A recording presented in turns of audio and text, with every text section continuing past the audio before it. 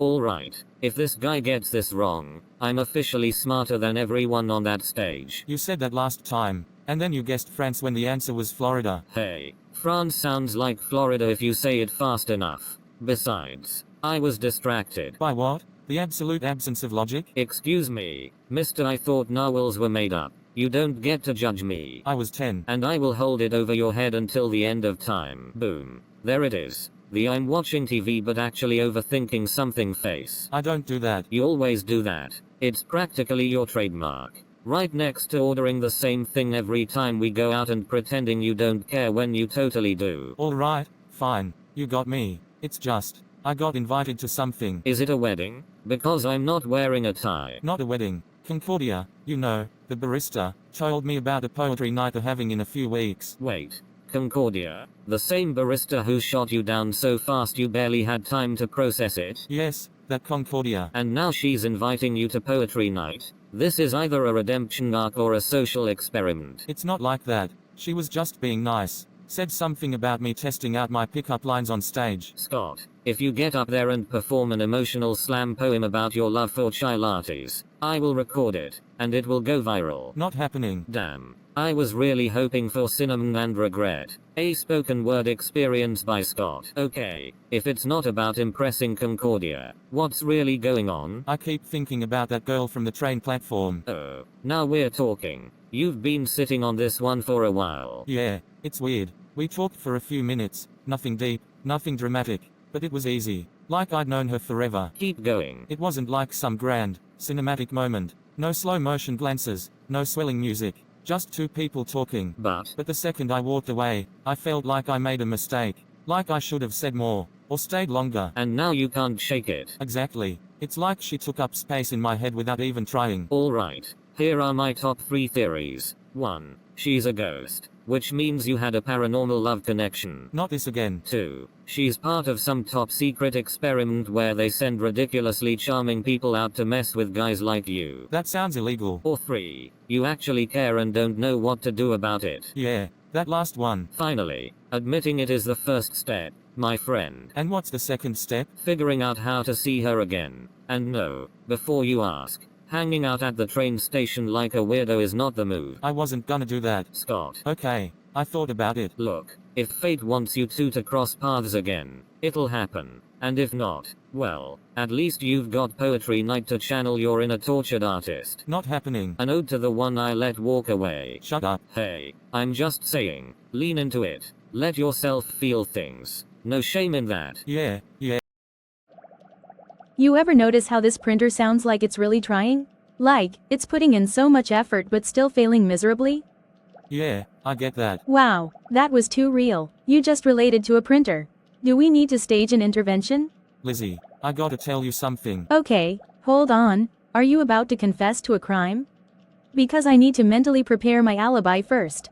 No crimes. Just, something's been messing with me, and I don't know why. Alright, spill. A few weeks ago, I met someone. Well, not met, but we talked. At the train platform. And let me guess, you two locked eyes, the world slowed down, and then a John Mayer song started playing?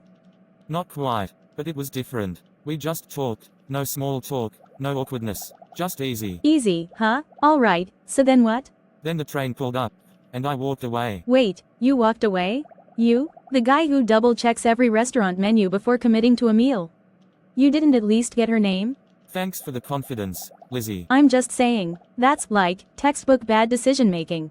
Yeah, well, I keep replaying it. It wasn't some grand moment or anything. It was just real. And now it's stuck in my head like a song I can't turn off. Oof, that's the worst. Especially when it's a song you almost remember the lyrics to, so your brain just hums the same 5 seconds on loop. Exactly. It's not even about her specifically. It's the feeling. Like, how does a 5-minute conversation take up this much space in my head? Because it mattered, and your brain's trying to tell you that before you realize it. Alright, let's analyze. What exactly about this conversation was so life-altering? It wasn't life-altering. It was just different. Like, there was no pressure, no expectations. Just two people talking. And you liked how that felt? Yeah. Wow, Scott. I gotta say, I didn't have Mystery Train Girl sends our boy into an existential spiral on my 2025 bingo card, but here we are. Thanks for the support. Oh, you know I thrive on sarcasm and wisdom. But let's get real, what's actually bothering you? The fact that you didn't ask her name, or the fact that she made you feel something? Yeah, that tracks. Look, sometimes you meet people who stick with you, even when they shouldn't. It's like the universe threw them at you just to mess with your head. Sounds exhausting. Oh, it is. But here's the thing. You get to decide if this stays a weird, what if, in your brain forever, or if you do something about it. Do what, exactly? Put up lost and found posters? Missing. One mysterious train woman. Answers to, well, I wouldn't know, because Scott didn't ask her name. Okay, I get it. But seriously, if this is eating at you, maybe it's time to take a chance. On what? I don't even know where to start. Good thing you know someone who thrives on bad ideas. Give me some time to think, I'll come up with something. That's what I'm afraid of. And that is why I'm your favorite coworker. Now let's go before this printer senses our happiness and jams itself out of spite. You know, I should start charging for therapy sessions. At this rate, I could retire early. Oh yeah? How much would that cost me? Well, considering how emotionally tangled you are in this train platform saga, let's just say you'd owe me lunch for the next year. Sounds like a scam. No, you being this in your head over a 5-minute conversation, that's the real scam. I get it, okay? I need to stop overthinking. Bold words for a guy who probably debated for 20 minutes before picking his coffee order this morning. It was a tough decision. I knew it. So, tell me, have you come up with a plan, or are we just gonna let the train platform woman haunt your thoughts forever? Actually, there is something. Oh, is this the part where you tell me you're going full detective mode and tracking down your mystery woman? No, nothing that dramatic, but I am thinking about going to that poetry night at Concordia's coffee shop. Poetry night? Scott, are you trying to out mysterious mystery woman? Because I gotta say, bold move. No, I don't know. Maybe she'll be there, maybe she won't. Either way, it seems like something different to do. And you, Mr. Spreadsheets and Stability, want to shake things up by listening to spoken word? Hey, who knows? Maybe I'll discover a hidden love for metaphor-laced heartbreak poems. Okay, but real talk, if you stand up and perform a poem called Ode to the Train Platform Girl, I will record it and post it online. No performances, just observing. Well, now I have to come. Can't have you sitting there all broody and poetic alone. You, at a poetry night? That doesn't sound like your scene. Excuse you, but I am a woman of many layers. I contain multitudes. Aha, and what's the real reason? Fine, I'll go if I can bring my homegirl. This isn't some setup, is it? Scott, how dare you suggest that I would use this event as an opportunity for matchmaking? Lizzie. But hear me out, she's cute, she's cool, and bonus, she likes poetry.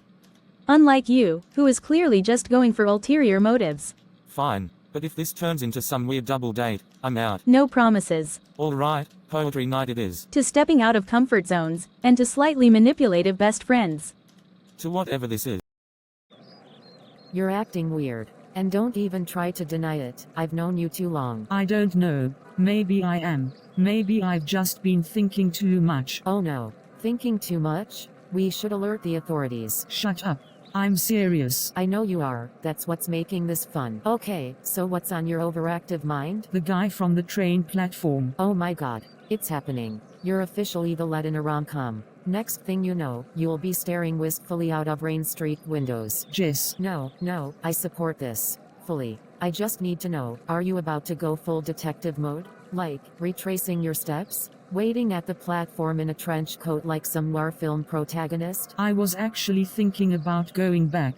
Just to see. And if he's not there? Then I go home and write it off as a weird little moment in my life. But at least I'll know. You know what? I respect it. Sometimes, you gotta chase the moment before it gets away. But if this turns into some tragic, poetic we kept missing each other saga, I'm gonna demand a screenplay credit. Deal. You ever wonder if these things are watching us? Well, considering they don't have eyes, no. I mean really watching. Like, what if they remember everything? Every step you've ever taken beneath them. So, you're saying streetlights have memory?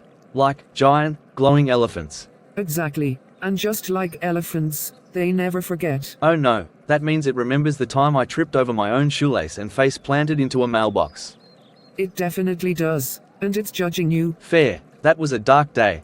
Then tilts his head, but what do you think they do with all that information?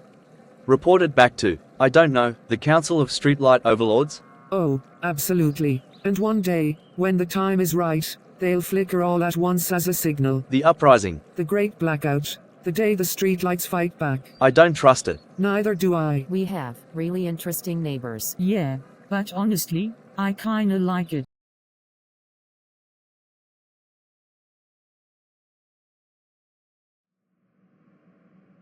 Good evening, QuickTune Gallery viewers. Welcome back to another episode of QuickTune Gallery News, where we break down all the twists, turns, and unexpected streetlight conspiracies in life in a transit. And tonight, we're diving into episode 4, The Sound of a Memory. Now, Victoria, I don't know about you, but this episode hit a little different. Absolutely. We've got Scott lost in his thoughts, Carla debating a spontaneous life choice, and Steve proving once again that he is the friend you both need and occasionally regret having. Oh yeah, Steve really took his best friend duties to the next level, by throwing out every possible theory except the most logical one. Right? I mean, let's go through his theories real quick. First, Scott's mystery girl is a ghost, which, I'll admit, would be an interesting plot twist. Then, we have the secret government experiment theory. Because obviously, the only reason a woman would have an effortless conversation with Scott is if she were a highly trained agent planted to mess with his emotions. Clearly. And then, after all that, Steve just drops the real bombshell, the one Scott actually needed to hear. Yeah. That maybe, just maybe, Scott actually cares about this and doesn't know what to do about it. Revolutionary. Who would have thought that catching unexpected feelings would be the simplest explanation? And yet, Scott still tried to avoid admitting it. Of course he did. But Steve wasn't letting him off the hook that easily. And let's be honest, sometimes, we need a Steve in our lives. Someone who can joke around but also call us out when we're stuck in our own heads. True. But only to a point. Because let's face it, Steve also suggested that Scott should not hang out at the train station like a lovesick stalker. Which, I'm not gonna lie, Scott definitely considered. I respect the honesty.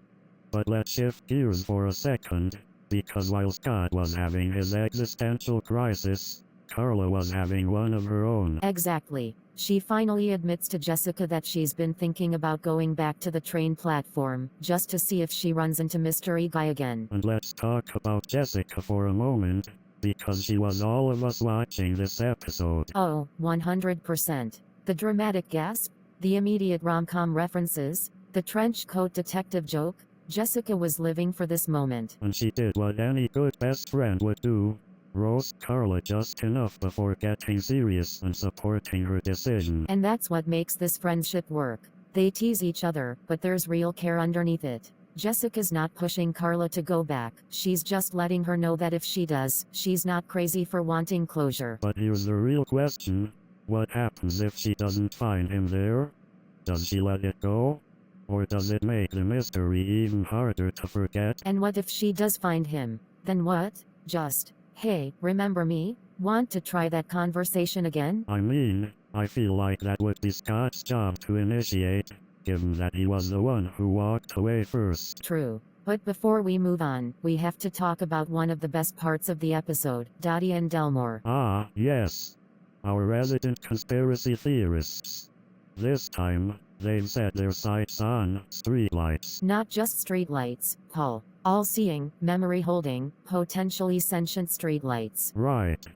Can't forget that. Apparently, they've been watching us this whole time, silently judging our every move. And one day, when we least expect it, they will flicker all at once as a signal. The uprising begins. The great blackout. The day the streetlights fight back. Listen, I don't know what I love more. The fact that they're fully committed to these theories, or the fact that they immediately freaked out when the streetlight actually flickered. That moment was perfect. 1 second, they're plotting the streetlight rebellion, and the next, they're screaming and running in opposite directions. And let's not forget, Carla and Jessica saw all of this happen. Their reaction? We have really interesting neighbors. Understatement of the year. Alright, before we wrap things up, let's look ahead. What do we think is coming next? Well, we know Scott has officially decided to attend poetry night, though not to perform, despite Steve's relentless campaign for cinnamon and regret, a spoken word experience by Scott. Yeah, but I still think he might get talked into it. Lizzie's already coming with him, and now she's bringing her homegirl. Something tells me Scott's about to be in for way more than he signed up for. And Carla, will she actually go back to the train platform? And if she does, what if, just like Steve joked about, Scott doesn't show up that day? Will this turn into a timing thing, where they keep missing each other? Don't even say that. The slow burn is already intense enough. Well, I guess we'll have to wait and see. But what do you guys think? Will Carla go through with her plan? Will Scott get roped into performing at poetry night? And most importantly, should we all start being a little more suspicious of streetlights? I'm not saying I believe in the great blackout, but I'm also not saying it. Let us know your theories in the comments. And don't forget to like, comment, and subscribe to QuickTune Gallery for more episodes and updates. As always, thanks for watching QuickTune Gallery News, where the best stories live on.